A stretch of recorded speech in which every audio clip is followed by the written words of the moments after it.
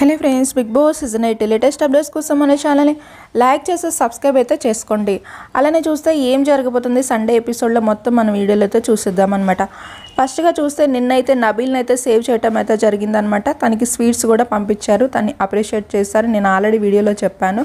మన వీడియో అయితే నోటిఫికేషన్ అయితే ఎవరికి వెళ్ళలేదన్నమాట. సెకండ్ మళ్ళీ ఒక వీడియో అయితే పెట్టాను.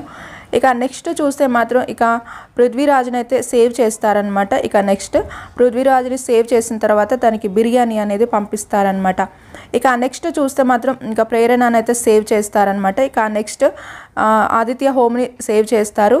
ఆ తర్వాత చూస్తే మాత్రం ఇక మణికంఠ అలానే సోనియా వీళ్ళిద్దరూ ఉంటారనమాట. వీళ్ళిద్దరికి కూడా ఓటింగ్ అనేది పెడతారనమాట హౌస్ మేట్స్. అది కూడా శేఖర్ భాషకి ఎలా అయితే పెట్టారో అలా.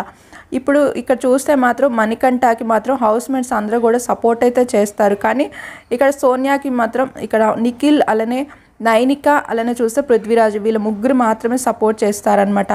ఇంకొక విషయం ఏంటి అంటే అలా సోనియా ఎలిమినేషన్ అయిందా అంటే కనుక 100కి 100% సోనియా అలా అయితే ఎలిమినేషన్ కాలేదు.